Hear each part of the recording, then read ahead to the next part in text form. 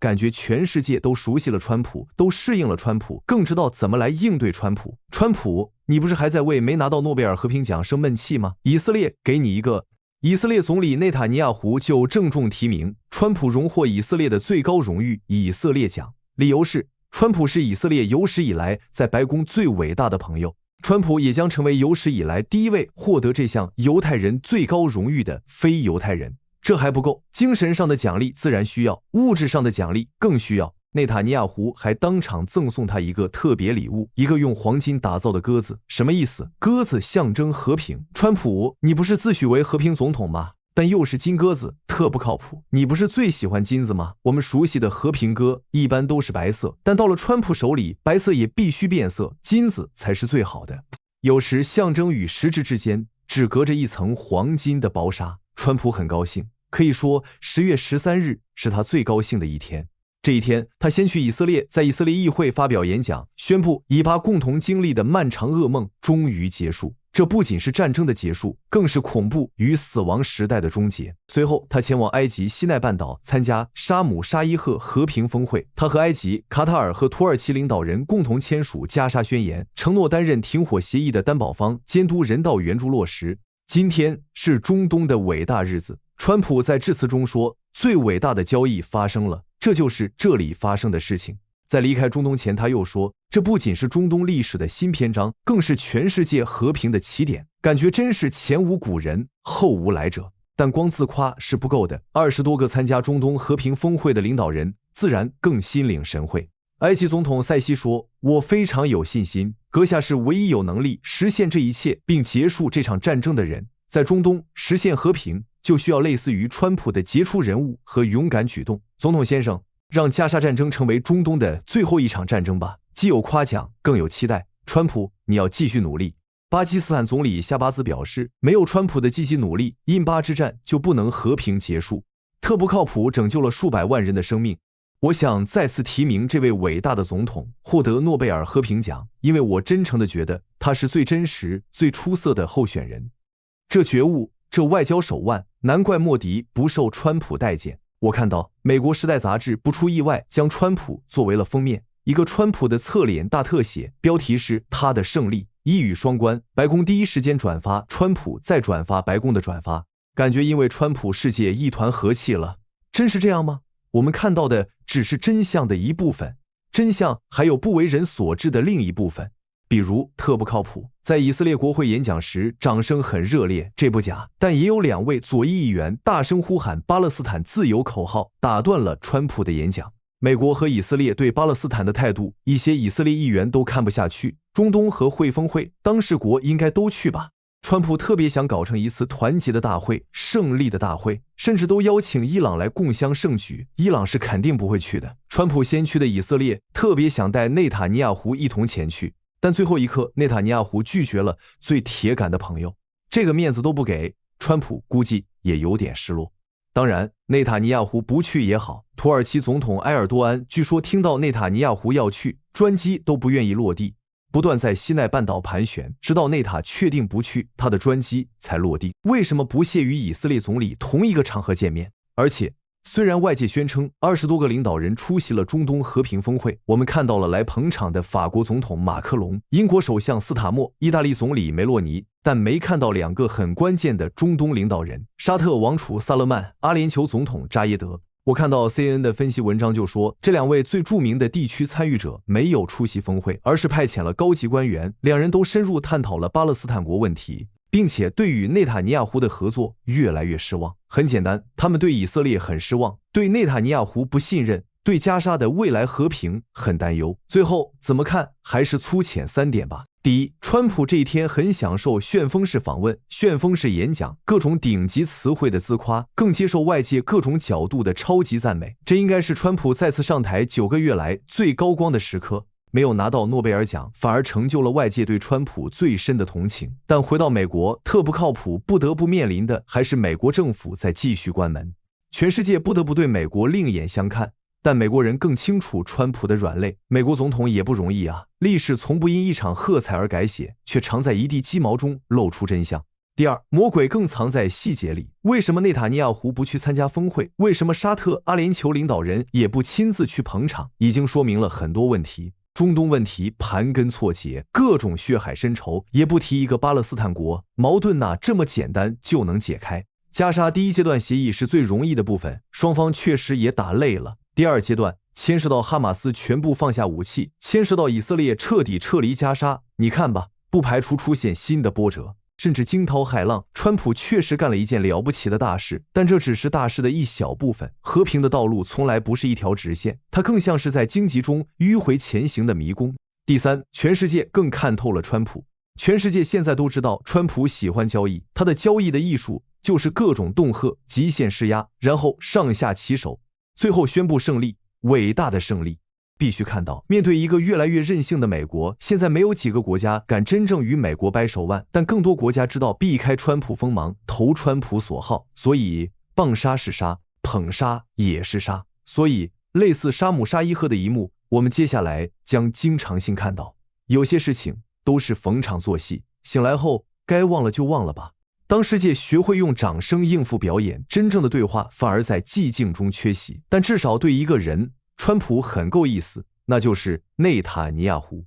在以色列议会演讲中，川普还突然抛开演讲稿，请求以色列总统赦免内塔尼亚胡。演讲文稿里根本没这么说，但我刚好喜欢他，他可是战时最伟大的之一，雪茄香槟谁在乎呢？特不靠谱说内塔尼亚胡有功，他担心他下台后遭到打击报复，所以请求赦免他。内塔现在官司缠身，至少涉及3项腐败案，外界预计一旦他下台，他很可能就会被逮捕，甚至锒铛入狱，这是以色列内政。但川普不管是我的好朋友，那法律都要让一让，赦免又如何？从这个角度看，内塔尼亚胡的金鸽子还真没白送啊。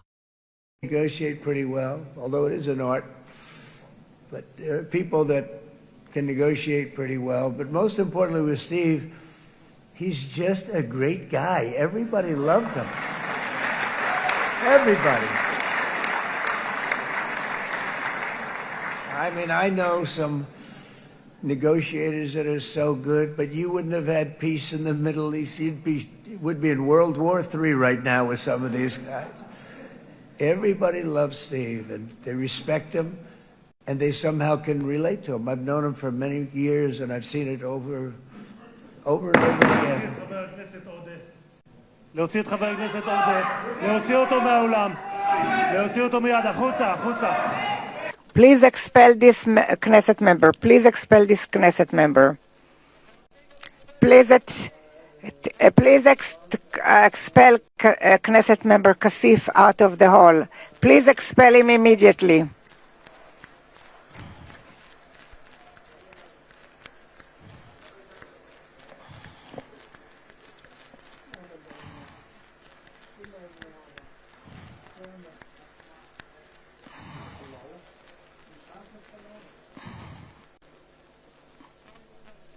And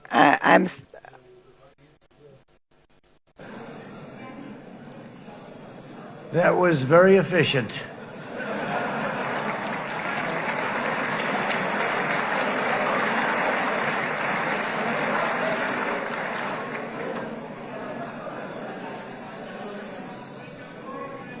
So back to Steve. He's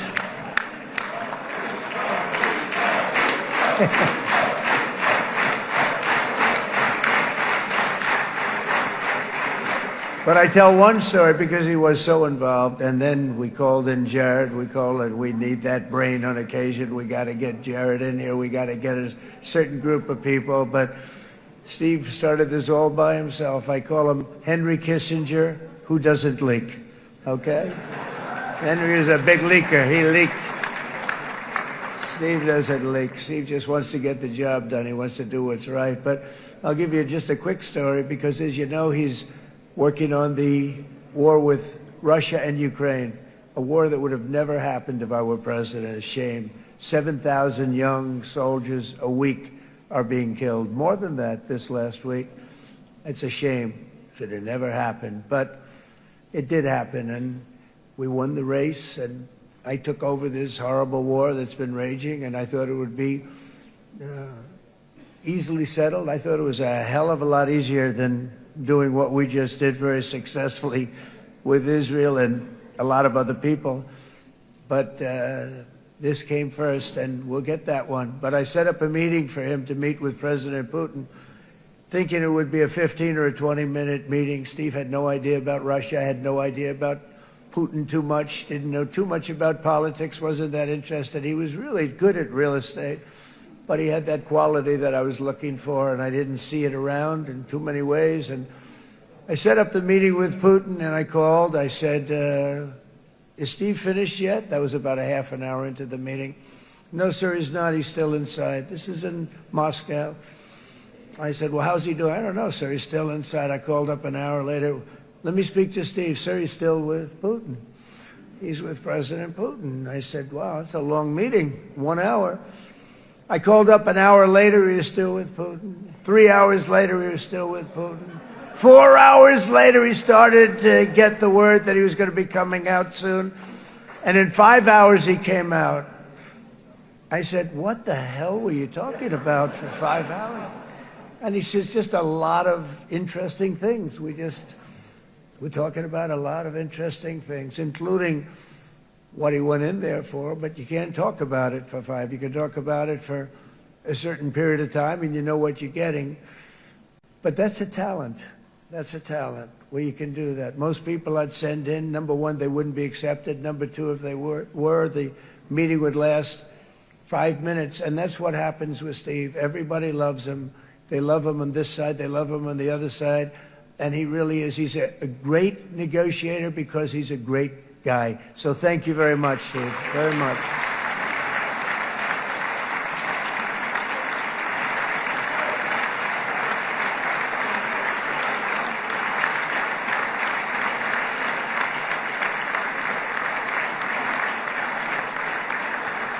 And let me also give a very special thanks to someone who truly loves Israel. In fact, loves it so much that my daughter converted.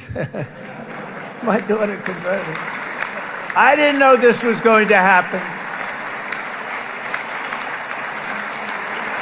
And Ivanka's here.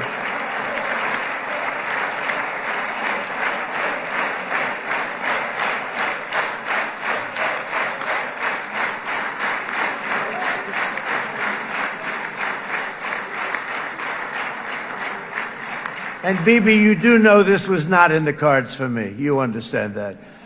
And she is so happy, and they are so happy. At least I think they're happy. If they're not, we have a big story, right? No, they have a great marriage, and they get along great. They're best friends. They have a very special relationship. But Jared has been so helpful. He really did something very special. He established the Abraham Accords with a group of very wonderful people. I like calling it the Avraham Accords because people that, right? Avraham. It's so cool. It's so much sort of nicer, you know, the Abraham versus the Avraham.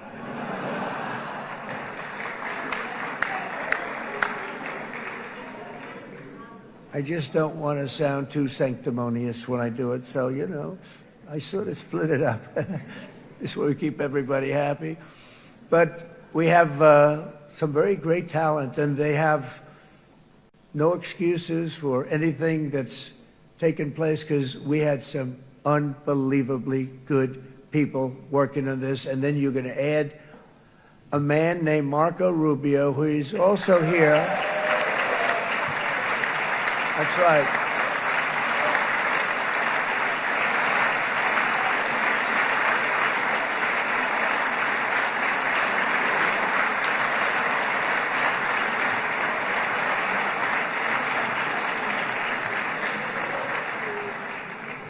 And I have a prediction that Marco will go down, I mean this, as the greatest Secretary of State in the history of the United States. I believe that.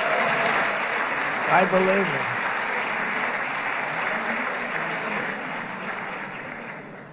And he and I, we really fought it out. You remember, he was tough.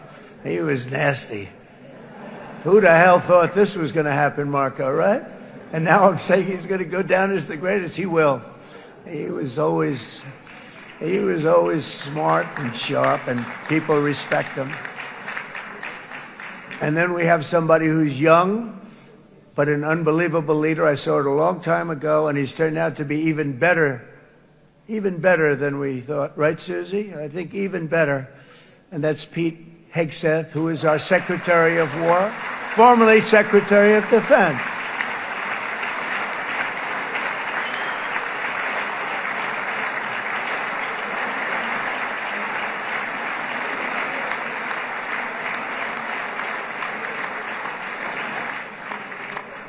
And as you know, we decisively won World War I.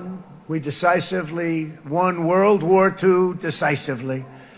And everything in between and everything before it, we won everything. And then they had the brilliant idea of changing the name from war, it was war, to defense. And with that went a certain thinking. And we fought in a very politically correct way after that. We always had the strongest military, and now we have a stronger military than we've ever had before. Because of my first term, I've totally rebuilt the military, every aspect of it. But we have, if you think, we settled 8 wars in 8 months.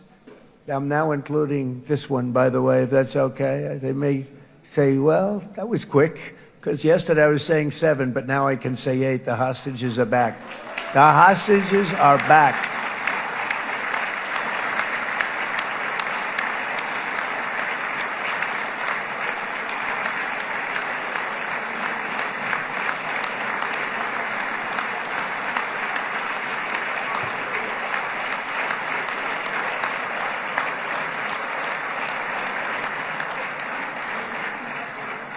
It is a good feeling. Isn't that nice to say? I just said the hostage. First time I said the hostages are back. It feels so good to say it.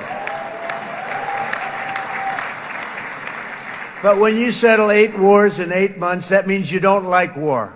Everyone thought I was going to be brutal. In fact, I remember Hillary Clinton during a debate, she said, look at him. He's going to go to war with everybody. And actually, she said, he's got a personality that's all about war. No, and my personality actually is all about stopping wars. And it seems to work. It seems to work. But it also means this name change and our attitude that we're not going to go into a war. But if we do, we're going to win that war like nobody has ever won a war before. We will not be politically correct, but we're not going to be there. And I think, as you mentioned, Bibi, before, peace through strength. And that's what it's all about.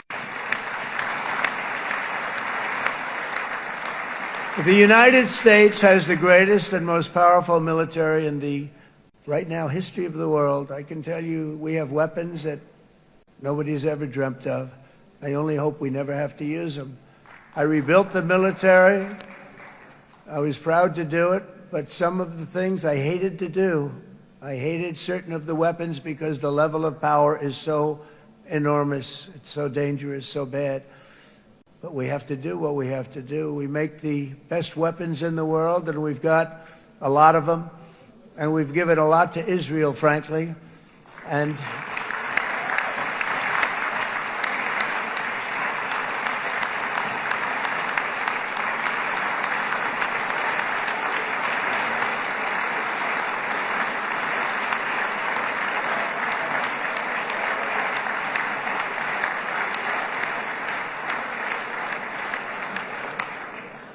Bibi would call me so many times, can you get me this weapon, that weapon, that weapon? Some of them I never heard of, Bibi, and I made them.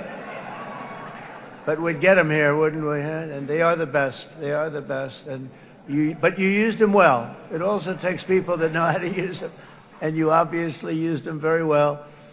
But so many that Israel became strong and powerful, which ultimately led to peace. That's what led to peace. So as we celebrate today, let us remember how this nightmare of depravity and death all began. 2 years ago, on the eve of the Simchat Torah holiday, thousands of innocent Israeli civilians were attacked by terrorists, and one of the most evil and heinous desecrations of innocent life the world has ever seen, the worst slaughter of Jews since the Holocaust. The cruelty of October 7th struck to the core of humanity itself. Nobody could believe what they were witnessing. The United States of America grieved alongside you, and we mourned for our own citizens who were so viciously taken that day. And to all the families whose lives were forever changed by the atrocities of that day, and all of the people of Israel, please know that America joins you in those two everlasting vows: never forget and never again.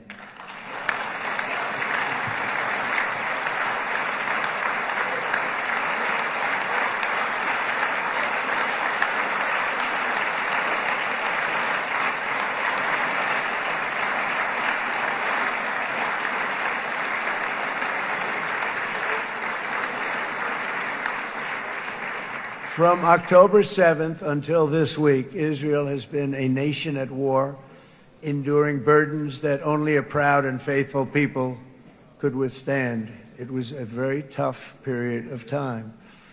For so many families across this land, it has been years since you've known a single day of true peace. But now at last, not only for Israelis, but also for Palestinians and for many others, the long and painful nightmare is finally over. And as the dust settles, the smoke fades, the debris is removed, and the ashes cleaned from the air, the day that breaks on a region transformed, and a beautiful and much brighter future appears suddenly within your reach. This is now a very exciting time for Israel and for the entire Middle East, because all across the Middle East, the forces of chaos, terror, and ruin that have plagued the region for decades now stand weakened, isolated, and totally defeated. A new coalition of proud and responsible nations is emerging, and because of us, the enemies of all civilization are in retreat. Thanks to the bravery and incredible skill of the Israeli Defense Forces and Operation Rising Lion,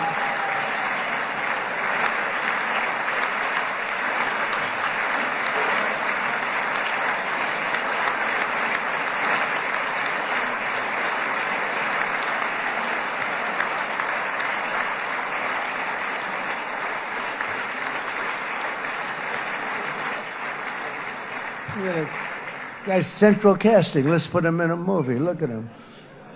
Great job. And my people loved working with you. Loved it. They worked so well together.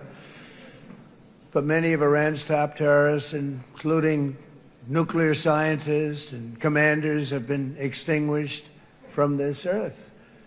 And with Operation Midnight Hammer, boy, that's a great name for that, what we did last June. The United States military flew 7 of those beautiful B-2 bombers. They look so beautiful all of a sudden.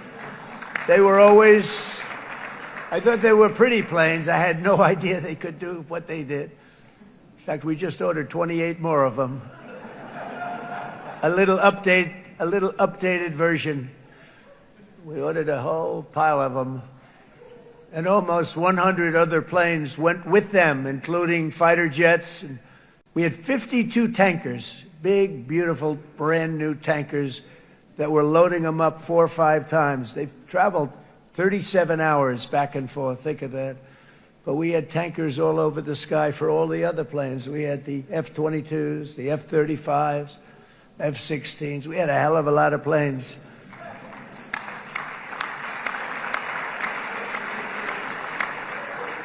So we had 52 gas stations in the sky. That's what they call them. I'll tell you, I wouldn't want to be flying one of them. We have our great General Raisin Cain right here. General, stand up. This guy, what a general. Thank you.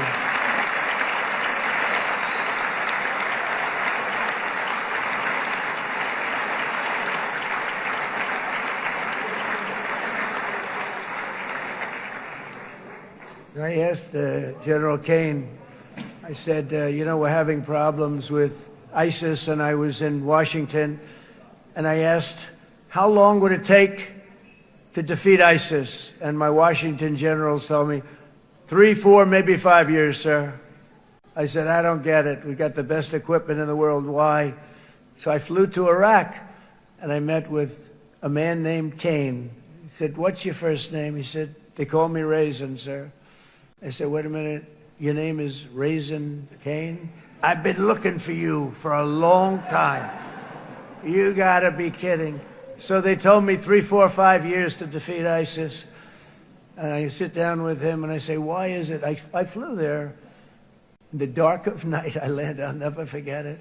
It was quite a trip. I'm glad I made it because I met him. I said, could I ask you, General? I come down. He said, with another general and a sergeant. Everybody was like central casting. They could go into a movie right now. Between him and you guys over here, we could get rich making movies, okay? And they got along so great. That's the beautiful thing, that your military and our military, Bibi, got along so great. But I was told by the television generals in Washington, we have the best equipment in the world. Why is it taking so long? And they said, 4 years. I said, so let me ask you, Raisin, how long would it take you to defeat ISIS? Sir, we can do it in 3 weeks, but you'll probably have some time left over. I said, you gotta be kidding. What the hell are you talking about? They said 4 years. I said, well, sir, look, it's not my place to say, but you're asking me the question. What you have to do is you hit him from the west, you hit him from the north, you hit him from the south, you hit him above, you hit him below. I said, so why didn't they do it? And he didn't want to speak badly of his superiors, which is hard to believe they were his superiors. Should have been the other way around a long time ago, because he's the one that did Operation Hammer. It was flawless. It was flawless. It was absolutely flawless. And I said, so you really think you can do it in 4 weeks? Yes, sir, 100%. You have to do it differently than they were doing it. They were using one base, and it was hundreds of miles away. And he says, we have all these portable bases all over the Middle East. And they didn't want to use them because they didn't want to offend the country where the portable... They wouldn't have even known what the hell the planes were going up, right? They wouldn't have known. But he said, no, they didn't want to defend anybody, offend anybody. But we can do it in 4 weeks. I said, you sure about that? I'm going to call you back. I'll call you back on Monday. I'm going back to Washington. But you think 4 weeks? Yes, sir, I think we can do it in 4 weeks. We'll have time left over. So I call him on Monday. I said, you think you can do it? 4 weeks. I said, go ahead and do it. He did it. I'll tell you, he did it in 4 weeks, less than 4 weeks. So, General, stand up, please. Again, this is a real general. This is not a television general. He doesn't want to go on television.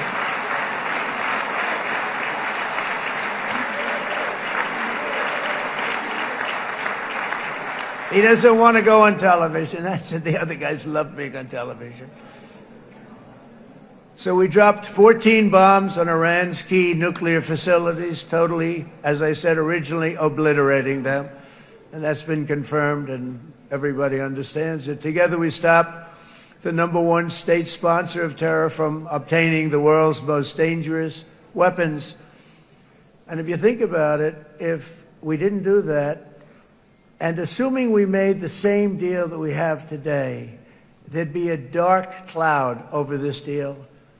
And #1, it wouldn't happen because the other Arab and Muslim nations really wouldn't feel comfortable making the deal that we have now, right? If Iran had that nuclear weapon that they were about 2 months away from having. They would have had it in 2 months or maybe less than that. They were right at, this was our last shot. They looked at it for 22 years. This was our last shot. The pilots told me that. They said, 22 years, sir, they looked at it. Our predecessors looked, they studied it. 3 times a year would do drills on that exact attack. And boy, did they get it right. But let's assume they didn't, and let's assume there was large-scale nuclear weapons in the hands of Iran. We couldn't be here today. Even if we signed the deal, which we couldn't do because a lot of people would not want to have anything to do with it, we took a big cloud off of the Middle East and off of Israel.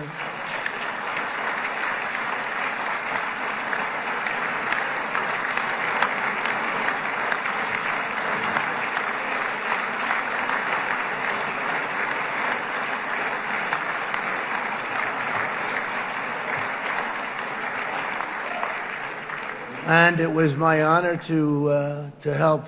But isn't it true, though?